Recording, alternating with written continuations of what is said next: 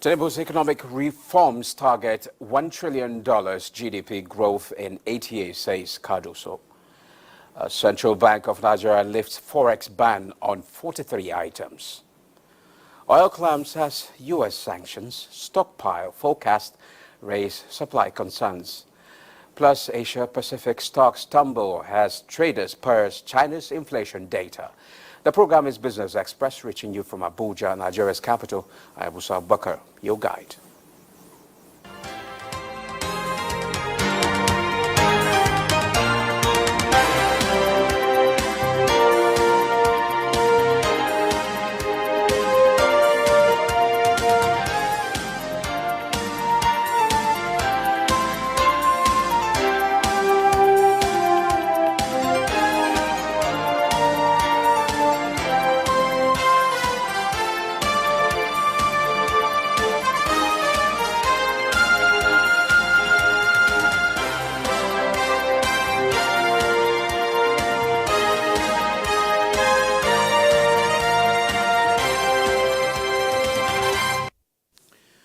Well, let's begin the program by telling you that President Bola Tinubu has approved the appointment of new chief executive officers of agencies and parastatals on the Federal Ministry of Industry, Trade and Investment, in line with his resolve to base Nigeria's economic revival on the foundation of trade expansion through small, medium and large-scale industry facilitation in the country. In a statement, Special Advisor to the Well, in a statement, Special Advisor to the President on Media and Publicity,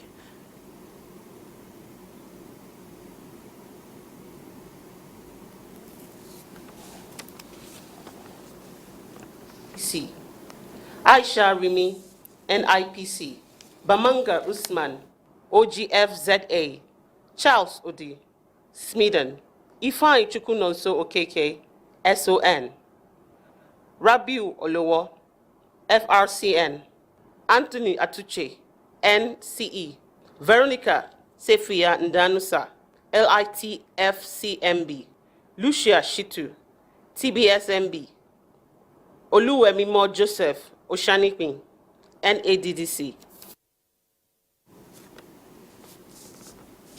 And a statement by Special Advisor to the President on Media and Publicity, Ajuri Ngilale, explains that in view of the renewed hope agenda of President Bola Tinubu administration, the appointees in this critical sector are expected to work optimally to deliver in accordance with new key performance indicating benchmarks as established by the Federal Ministry of Industry, Trade and Investment.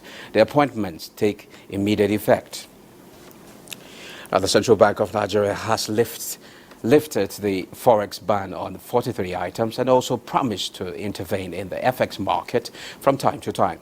The Apex Bank had in 2015 restricted the items from accessing foreign exchange from the import and export window, saying they were not valid for foreign exchange and could be produced in the country.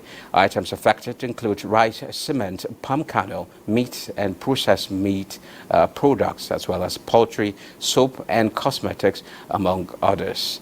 A statement by the bank's Director of Corporate Communications, Isa Abdul Mumin, said the ban has been lifted, and as part of its responsibility to ensure price stability, the CBN will boost liquidity in the Nigerian foreign exchange market by interventions from time to time. Also, the Central Bank of Nigeria, CBN Governor Yemi Cardoso, says the economic policy proposals of President Bola Tinubu's administration can achieve a GDP of $1 trillion in 8 years. Cardoso made the declaration in Marrakech, Western Morocco, on Thursday on the sidelines of the ongoing 2023 World Bank IMF annual meetings. He said efforts are ongoing to refocus the CBN for overall economic growth, adding that government will identify fiscal reforms and growth targets that will achieve the feat within 8 years. The ongoing 2023 annual meetings of the World Bank and IMF in Morocco is proven to be a significant platform for nations to forge partnerships and exchange perspectives that will pave the way for economic progress. Nekaoko reports that this is as the Intergovernmental Group of 24 on International Monetary Affairs and Development call for a durable debt resolution for countries excluded from the benefits of debt relief at the end of their meeting held behind closed doors. The expectation from meeting requirements of developing countries such as Nigeria, there's not enough concessional financing, interest rates are going up even within the multilateral institutions, so that interest rates are so high around the world that the issue of debt is one that is high on the agenda. And of course, there's a financing gap. As it is now, many countries are going through a lot of economic uncertainties, exchange rate volatility, high debt burden. So we were asking the leadership of the IMF to provide more financing. Well, we now join one of NTA's business reporters virtually, Ineka Oko, who is at the IMF World Bank annual meetings in Morocco. Hello, Ineka. Hello, Musa. Well, let's just delve into it. Can you give us an update on major issues raised and what are the takeaways from this particular meeting? Okay, actually the 2023 annual meetings of the World Bank and IMF is centered around the theme of ending poverty on a livable planet. And this is aimed at addressing the pressing issue of poverty eradication while also considering the sustainability of our planet Earth. And so debates and conversations have been around developing an integrated approach that can effectively respond to the multitudes of interconnected challenges we face today. And this is with the belief that solving one issue cannot be achieved without addressing the other. So key areas of focus during the debates and the conversations included sustainable development, climate change mitigations, economic stability, and social inclusion. And participants engaged in panel discussions, workshops, and seminars aimed at exploring these areas in depth, analyzing the obstacles faced, as well as identifying actionable steps to overcome them. And just a few hours ago, the World Bank President, AJ Banga, delivered his first major speech since taking office, and he highlighted key areas that the World Bank aims to focus on, which are access to clean air, clean water, education, and decent living. He also stressed that providing these essential services will not only improve people's well-being, but also foster economic growth and stability. And the IMF managing director echoed similar sentiments in her remarks and noted that a strong economic foundation is crucial for countries to withstand external shocks and ensure economic stability. And I would also like to say that the Nigerian delegation led by the Minister of Finance and coordinating Minister of the Economy, Wale Edun, has made significant progress in advancing the country's economic interests. He has engaged with representatives of the World Bank, with IMF, as well as potential investors, bilateral partners, as well as multinational organizations, highlighting Nigeria's vast potential in various sectors. Well, we'll get to know the outcome of these meetings when he, together with the CBN governor, briefs the journalists tomorrow. And I want to quickly also add that it is the first time in 50 years that the continent of Africa is playing host to the annual meeting of the World Bank and IMF, which for me underscores the commitment of these international organizations to inclusivity and providing platform for African voices to contribute to global dialogue. Well, I understand that the Nigerian delegation have been having a lot of closed-door meetings. Let's just hope there will be a lot of takeaways. Thank you very much, Ineka. You're welcome, Musa. Now moving on, let's see how commodities are trading around the world.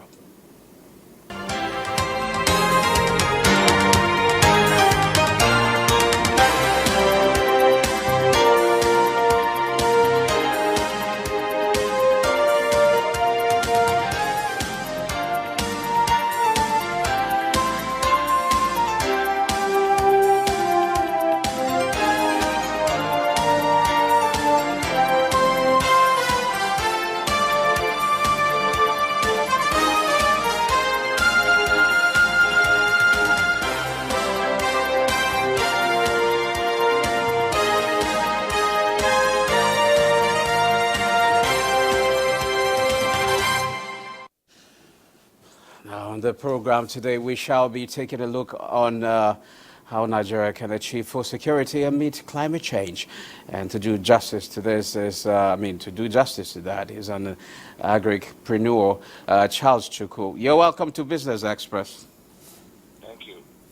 Mr. Charles, can you hear me? Yeah, I can hear you. Thank you very much for having me.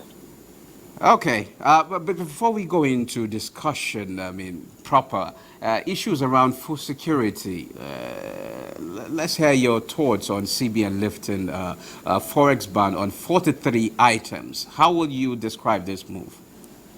Well, it's a welcome development. You can see that anything that will give us access to more foreign exchange is what we need now. The price of the dollar goes high, and if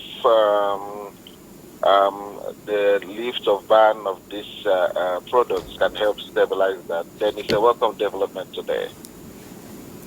Okay, now on the food security, what are the current challenges facing food security in Nigeria? Oh, okay. Food security is an important factor in this country, because if you don't achieve food security, then you cannot even talk about good health and social development.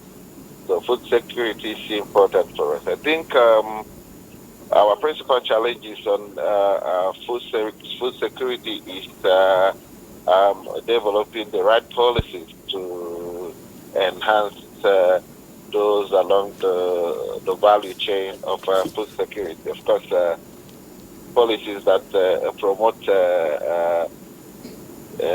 social safety net is important. It will help. If we have it. Well, yeah, we are talking actually about the problem of food security. Climate change, I believe, is one of it. Is how has it affect food production and availability in the country? Exactly. Even irrigation is a factor in food security, and of course, access to microfinance is also a factor running against food security. Climate change, of course, is number one, because it affects the entire value chain. Okay, could you just elaborate on the importance of agricultural practice and technology in ensuring food security in Nigeria? Okay, beautiful. Like we said before, if we are able to have the team in farmers gain access to improved seedlings, and gain access to technologically improved farming practices, including enhancing mechanization and availability of fertilizers and necessary input. Of course, it goes a long way in improving food security. Of course, microfinance is number one on that aspect. Okay, before I let you go, let me ask you this question. How can Nigeria balance the need for increased food production with environmental sustainability?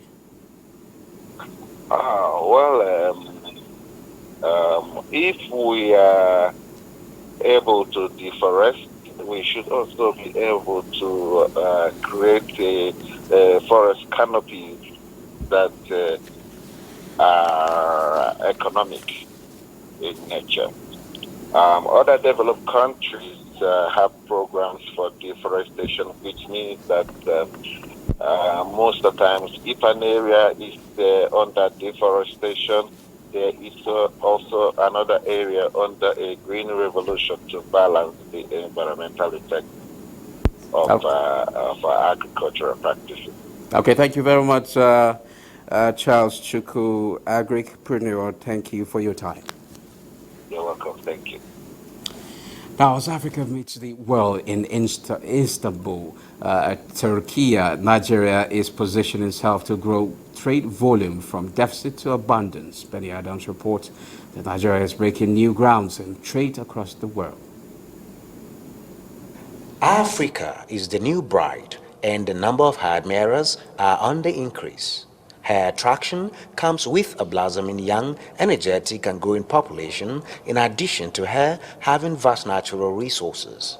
This speakers here say defines her as an emerging growth pole of the world's economy and an opportunity to partner and not just seeking support. In what is supposed to be a closed-door session of the opening of the 4th Turkey Africa Business and Economic Forum holding here in Istanbul, Turkey, we have here African ministers telling the world here that Africa is open for business and they're interested in a relationship which is not one-sided but that which is beneficial and built on a win-win model. Information and communication technologies as priority areas that will support the creation of regional value chains in manufacturing and agriculture in Africa.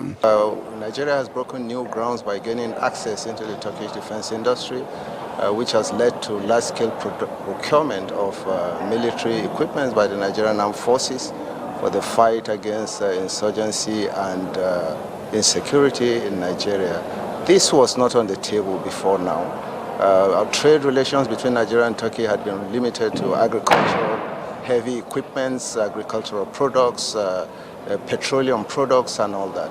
But this new ground, of course, has added an impetus to trade relations, and it's growing.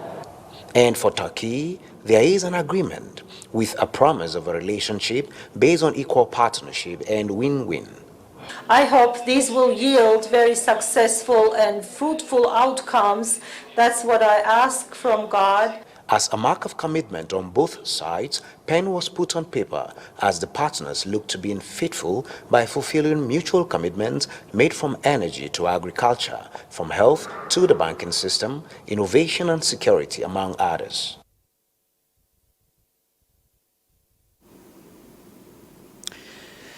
Now, the Small and Medium Enterprise Development Agency, SMEDEN, says it will continue to prioritize the empowerment of youth and women in its skill acquisition program as part of the effort to create wealth for Nigeria. Director General of SMEDEN, Olawale Fasanya, said this at the closing of digital skills for MSMEs beneficiaries in Abuja. The digital market space. I learned a lot about digital marketing, how to promote my services, that is my goods and services, my products. I learned a lot. Basic things about digital technology and digital business and digital trade that you would not expect to know. With the growth of digital ecosystem, SMEDEN, in partnership with Daho Global Resource Limited, is empowering women and youth at a time when micro and small medium-scale enterprises continue to drive economic growth and development in the country. The world is going digital, and the world is not a small place. You can be in Nigeria and be doing business in the US, you know. You don't necessarily have to do your business until you have a shop or a workplace. In your bedroom, you can, once you have these tools, you can do a lot of things, you know. So this is the idea. And I'm also glad that at least most of the faces I'm seeing here are youth, and that is our idea. About 2,000 beneficiaries were trained across the 36 states of the Federation as SMEDEN continued to make the country's growing youth population productive. In Abuja. Now, as part of the federal government's agenda to empower Nigerians, the Small and Medium Enterprise Development Agency, SMEDEN, is partnering Norem Beja to invest in youths in the country. This is by disbursing 500 million naira grant from Norem Beja Entrepreneurship Fund for 5 years. The aim is to support bankable projects of 5,000 selected core members, as well as create 10 million jobs for Nigerian youths in the next 5 years. SMEs as the engine room of our economy is something that we are working hard to invest in the capacity of our young people. Because we believe that when you see the young people come out, they come with full of ideas, and not everybody can get a job. So we felt that the little we can do is that we have seen so many of them evolve with the little help we have given them to open barbing salons, to do things. Apart from creating capital, we're also creating an enabling environment that will allow these individuals, gain the kind of skills that they need to run their business. And at the end of the day, we crown it all with capital, which is the fund that they need to power their ideas. And we're saying that while we have limits to what we're going to give to individuals, it's not just limited to those benchmarks.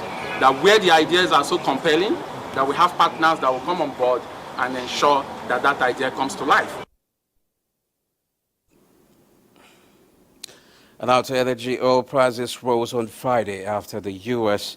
tightened its sanctions program against Russian crude exports, raising supply concerns in an already tight market, and global inventories are forecast to decline through the fourth quarter. Brent futures rose 36 cents to $86.36 per barrel, and U.S. West Texas Intermediate crude gained 53 cents to $83.44 a barrel. Brent is set for a weekly gain of 2.1%, while WTI is set to climb 0.8% for the week after both contracts surged on Monday on the potential for disruptions to Middle Eastern exports after Hamas attack on Israel over the weekend threatened a possible wider conflict. Now, Bossade Bell is standing by for global market update. Bossade, what's happening in the market? Hello, Musa. Now, despite the sharp rise in geopolitical volatility resulting from the outbreak of the devastating Israel-Hamas war, stocks have performed strongly this week. U.S. stock futures were slightly lower early Friday as traders focused through major bank earnings.